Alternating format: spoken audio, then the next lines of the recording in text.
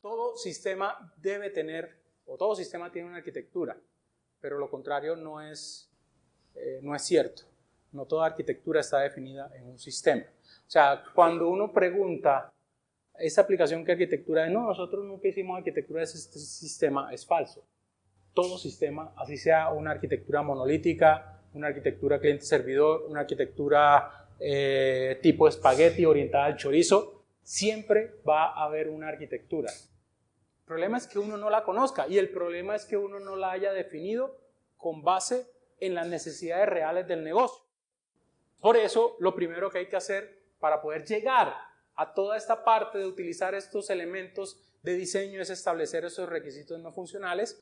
¿Cuántas hay? Pues hay muchas. Ustedes se meten al link de Wikipedia Non-Functional Requirement, ahí van a ver un listado, 70, 80 requisitos no funcionales. No podría decir, hombre, tantos, tengo que pensar en tantos, tengo que preocuparme de tantos. No, porque te volverías loco, porque no terminaría la aplicación y porque realmente lograrlos todos al mismo tiempo impacta demasiado los costos de la aplicación.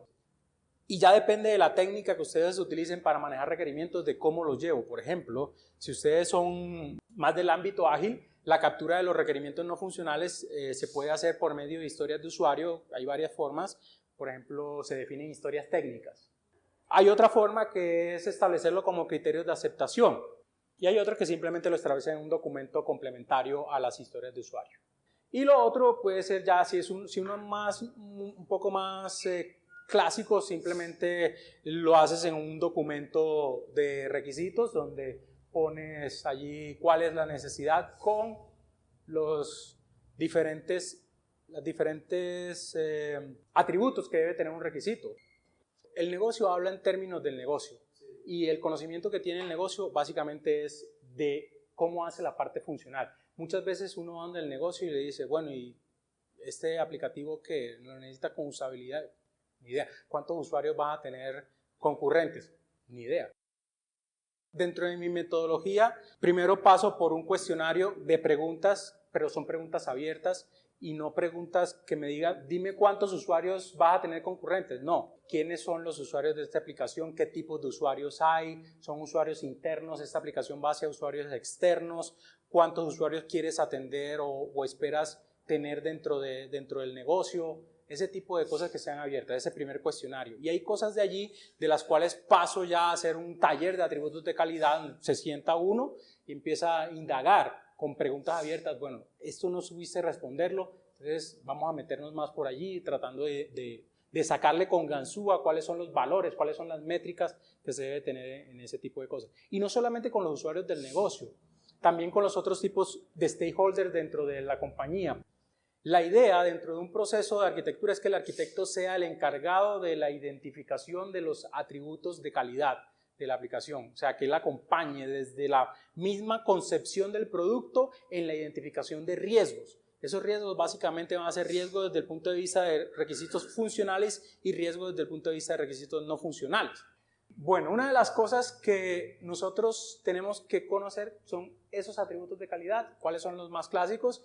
Hay unos marcos de trabajo, el CEI, el Instituto de Ingeniería de Software, tiene ya definidas unas 6 atributos de calidad que son como los más útiles dentro de las empresas, dentro de las arquitecturas organizacionales, de las arquitecturas de aplicaciones organizacionales. Este es de la ISO. La ISO básicamente define unos estándares de calidad del software y allí se establecen unos marcos. Antes era el ISO 9126, ahora es el ISO Square, es el ISO 25000 y en ISO 25000 hay un estándar que es el ISO 25010 que yo utilizo para poder establecer o para poder identificar calidad en el software y define 7, 8, antes eran 6, ahora son 8 propiedades o características que tienen que cumplirse dentro de la calidad del software. No todas se van a cumplir al 100%, es lo que yo digo. Siempre hay que buscar la negociación. No todas las aplicaciones necesitan todos los atributos de calidad. No todos los negocios necesitan todos los atributos de calidad en una aplicación. La que sí siempre debe estar es la funcionalidad. ¿Qué tan adecuado es el producto para el negocio que estoy haciendo? Entonces, si está completo, si está correcta la funcionalidad, que eso se hace en el testing, ¿cierto? Entonces yo debo facilitar el testing para poder garantizar que la aplicación sea correcta y que la aplicación esté completa. Desempeño, ya todos conocemos qué es desempeño, ahora entramos un poquito más en eso. Compatibilidad, cómo mi aplicación puede coexistir o puede ser compatible con el entorno que yo tengo, cómo interopera con otros elementos. La usabilidad, y eso está definido en varias subcaracterísticas. La aplicación tiene que ser fácil de aprender a ser usada, que la aplicación, en vez de ayudarme a mí a cumplir con mi trabajo, me esté bloqueando a hacer mi trabajo.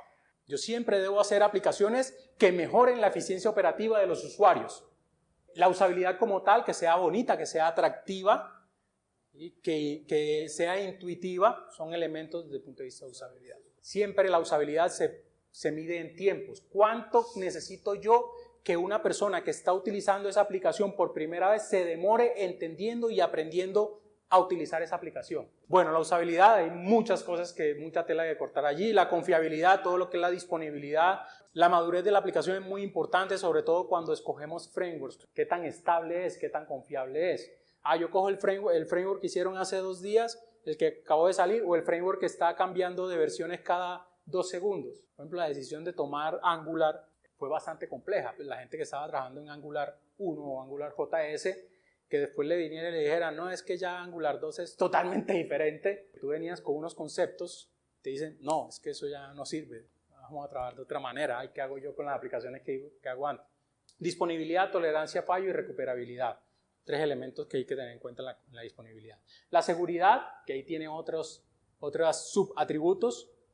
No es solamente el usuario y contraseña o que yo tenga permiso de entrar a otras cosas, sino no repudio de las aplicaciones, sobre todo la integridad de la información, la confidencialidad de la información, hacer auditorías, todos esos son características de la seguridad. Todas las decisiones que yo tome alrededor de la seguridad afectan el desempeño.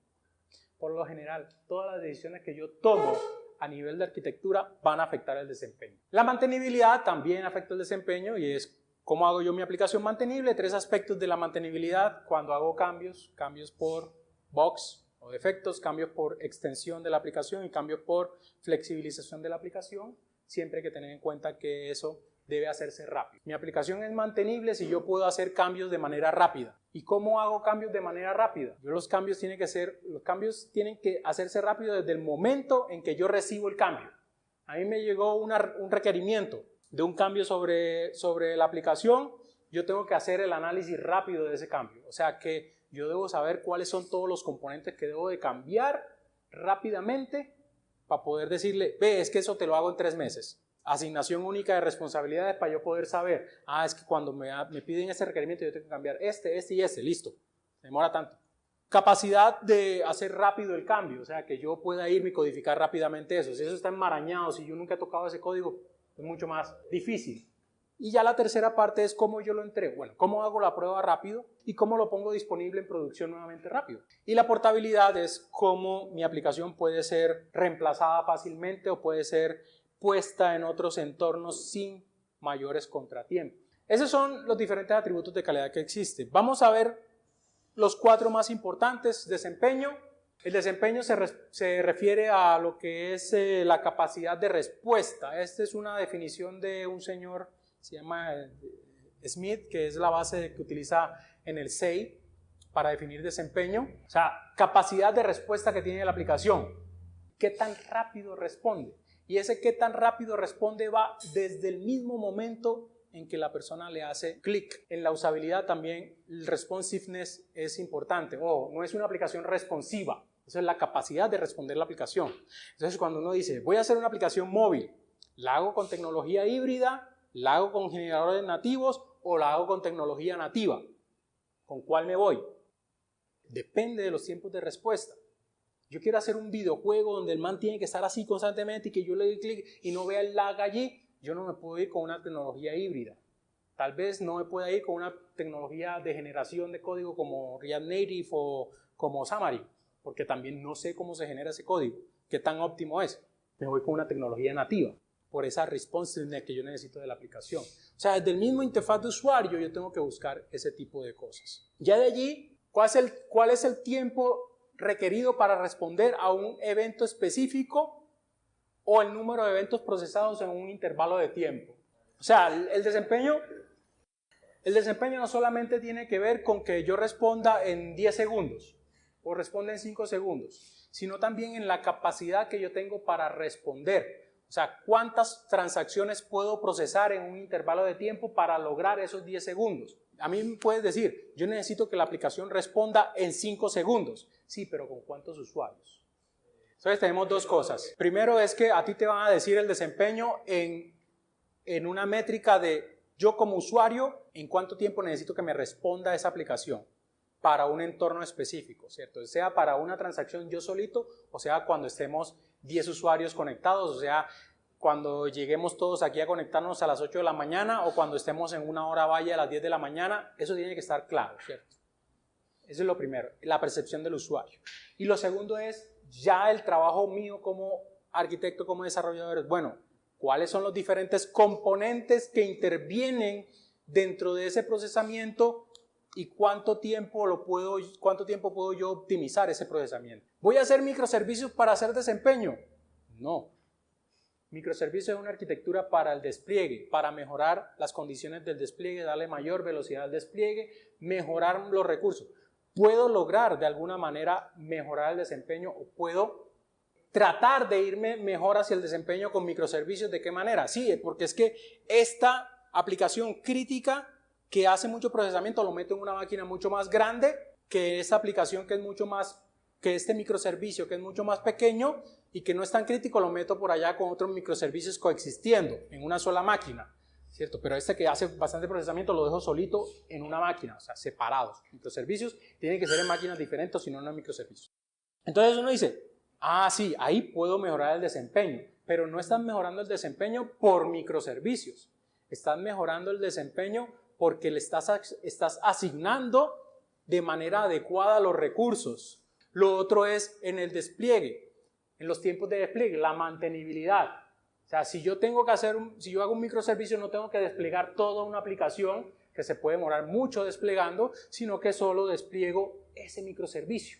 Si yo tengo que hacer un cambio, yo solamente hago un cambio en ese microservicio, no en los 30 microservicios que tengo, en los 100 microservicios que tengo. Entonces es en ese. Hago el testing de ese microservicio y hago el despliegue de ese microservicio. Entonces me va a afectar o me va a mejorar a mí todo lo que es el despliegue de una nueva funcionalidad, la mantenibilidad. Entonces miren, no me ayuda tanto al rendimiento directamente, pero sí a la mantenibilidad. La disponibilidad es fallos en el sistema. Entender muy bien qué es un fallo. Un fallo es algo que se ve hacia el usuario. Eso es un failure, no un error. Un error es algo que ocurre internamente que puede después traducirse un fallo, pero básicamente la disponibilidad es cuando ya el usuario final se ve afectado. ¿Cuáles son esos usuarios finales? Pues puede ser un usuario de negocio o un usuario técnico. Allí hay que tener en cuenta pues, muchos elementos, pero básicamente cuando uno tiene disponibilidad debería enfocarse en la detección de los fallos, o sea, cómo prevengo yo la caída del sistema. La detección de fallos es otra característica u otra cosa que debemos buscar ante la disponibilidad, o sea, qué tan rápido podemos darnos cuenta de que nuestro sistema se cayó o empezó a fallar.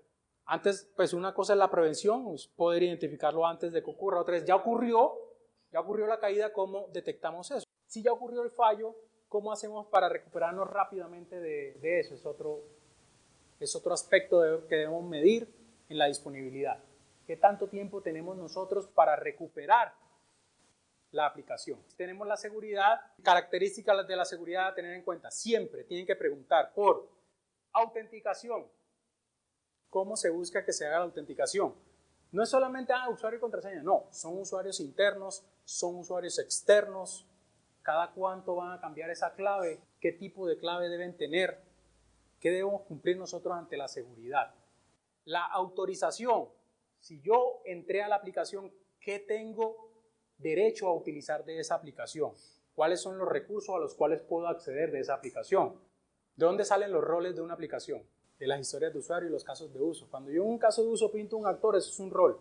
Cuando yo en En una historia de usuario digo, yo como tal cosa puedo hacer tal cosa, yo estoy poniendo un rol allí. Por eso es que uno dice, en las historias de usuario no pongan yo como usuario, porque es que estás diciendo que todos pueden utilizar esa funcionalidad y no es cierto. Desde el punto de vista de seguridad, alguien debe utilizar esa funcionalidad. Entonces yo pongo ahí los roles, yo como tal rol, y ya me queda más fácil cuando haga una matriz de seguridad decir, hombre, vea, es que estos son los roles que debe tener la aplicación.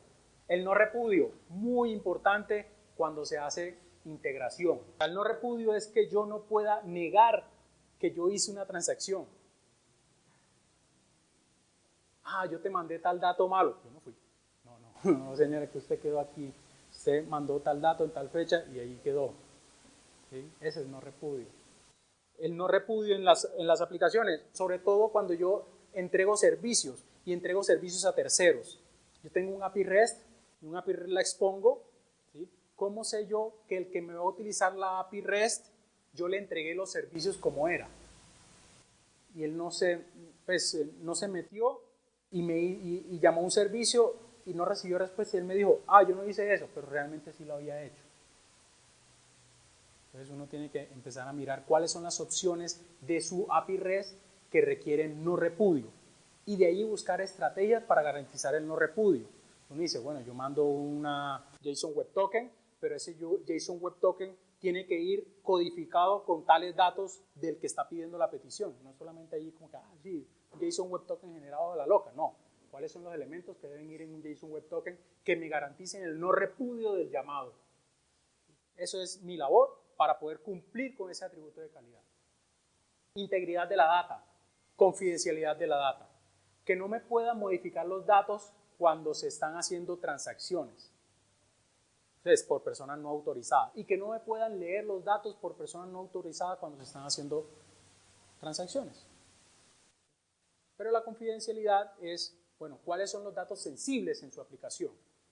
¿Qué datos tienen que ir cifrados? ¿Qué datos puede leer todo el mundo? ¿Qué datos pongo en la pantalla?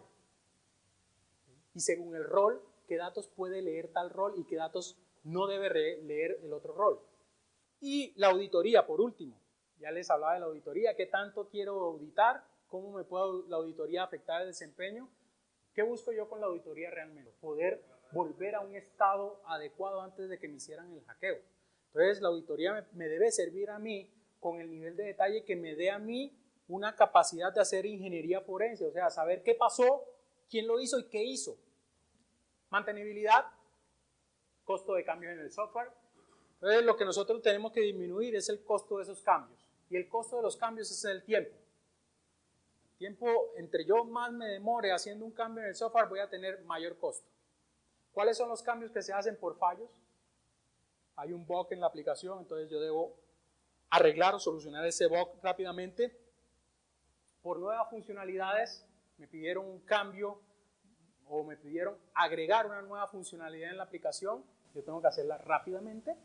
Y por configuración, o sea, la aplicación ya tiene una funcionalidad, necesito configurar que esa funcionalidad se comporte de otra manera rápidamente.